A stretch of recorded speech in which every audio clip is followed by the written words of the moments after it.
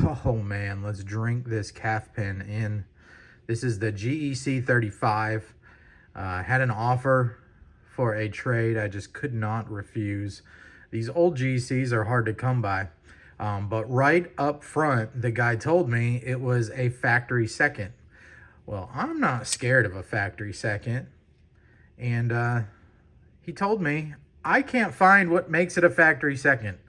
I have talked to a couple people throughout the years and said, yeah, GEC's seconds are not always seconds, you know? So the only thing that I can think, and again, you guys who have GEC knowledge, please tell me if I'm way off base here. But I wonder, again, this is just me thinking, I wonder if, let's say they're going to make 1,000 of these. What if they already select the 1,000, right? But they actually made 1,050 of them. And they know like maybe 25 will have something, wrong that's going to make them a second, or whatever happens, right? Let's just say 25 of them, just whatever. I wonder if there's like another 25 that are like, they were there as insurance, but they've already picked out their 1,000 that's in that run, and they just have to stamp the rest of them as seconds. And what I mean by stamp is, some of you have seen that S right there with seconds for a factory second, when in reality there's really nothing wrong with them. But I might be way off base. Do the seconds go on the public record for the run? So let's say their books say they made 1,000 of these in black. Do the seconds count? Is this like number 99? Or does this count as maybe like 1,010? And because it's stamped a factory second, it doesn't really get put on the books. It's like, the leftover overstock type of thing. And maybe I'm overthinking it. I don't know. Maybe there's just something on it. But I'm looking. I can't see any messed up plunge lines. And again, this was a traded knife, so you're going to see some factory teeners on there, maybe some wipe marks on it. It doesn't bother me. This thing's going to go right in the pocket and start getting some teeners. I sharpened the blade, both of them, so I don't know. I guess it's not uneven at all or anything, but I'm just thinking, just so you don't think that's factory. And I'm just looking at this, and I'm not seeing any gaps in the back spring or the liners. There's no popping pins. Everything's nice and flush. Both scales or covers are nicely contoured. There's no gaps to the liner in the micarta up top around the frame. The end spring terminations are nice and even. The tube is not poking out.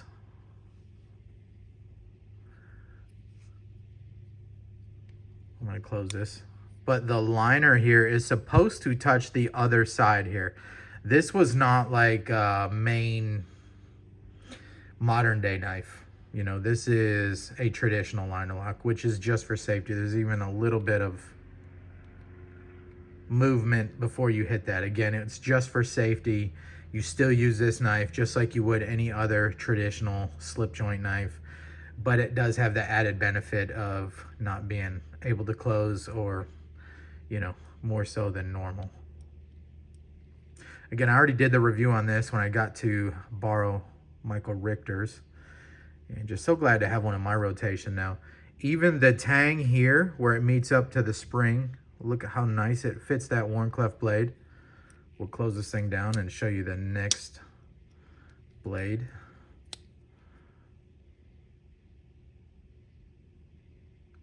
Really nicely mated there. The screwdriver pry tip thing here is not like even messed up or ground weird or anything like that. All of the radiuses here are nice. There's no like flat spots that I can see.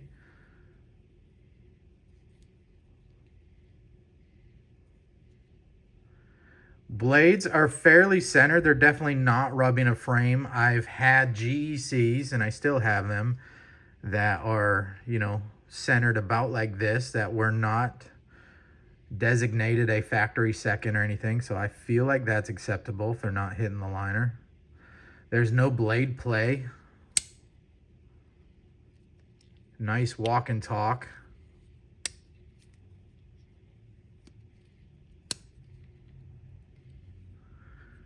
The pivot is nicely done. There's no gap around the pivot. There's nothing sharp or poking out. The plunges, again, are just nice. The kicks are nice. There's no blade wrap where it's hitting the tube or anything. The blade wasn't like dinged up or anything. Again, I did put my edge on there, but the swedges are nicely done.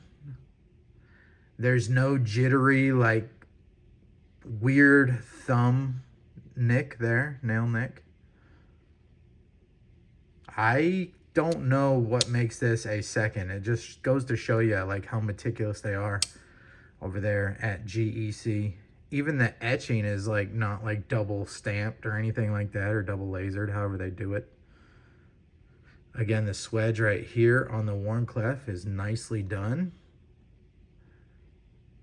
Again, the plunges, everything's just nicely ground. Like, what would make this a second? That's why the only thing I can keep coming back to is that maybe they already picked out their 1,000 that was going to the run, and maybe they had 10 left over, and maybe truly 3 or 4 of those are actual factory seconds, and they just, for the insurance, and they have to produce, you know, 1,025 or whatever the numbers are, it doesn't matter. And then they just have to keep their records right, to not gyp the collector. You know, if they said they made 1,000 black ones, they gotta put 1,000 black ones on the books. But what do they do with the leftover ones? Do they just get stamped as the secondary? And again, I could be way out of pocket. I have no idea. I don't want to spread any rumors. I just don't know, because I'm looking at the knife, and I've talked to some other folks who have experience with factory seconds from GEC, and they say the same thing. Sometimes you can't find, it's not like the tips poking out of there. They're nice and buried. I don't know, man. It's just a beautiful example. I'm so glad that that viewer reached out. I really do appreciate it. And I'm going to carry and use this thing and add some patina to it. He had this lanyard already on here. I think I'll keep it on there for a little bit. Again, knives with stories. This is a weird oddity. A factory second. I know they're not like one of a kind or anything, but again, as far as talking the other day about knives with stories, this is a cool one right here. Really like it. They even marked the tube with an S there. So either way, if you have experience with GEC's factory seconds, leave them below. I'm sure me and a few others would like to read through other folks' experiences there. And I really appreciate you guys hanging out, getting a look at this beauty. And it will not be the last time you see this gorgeous little working knife, but it might be the last time you see it this clean.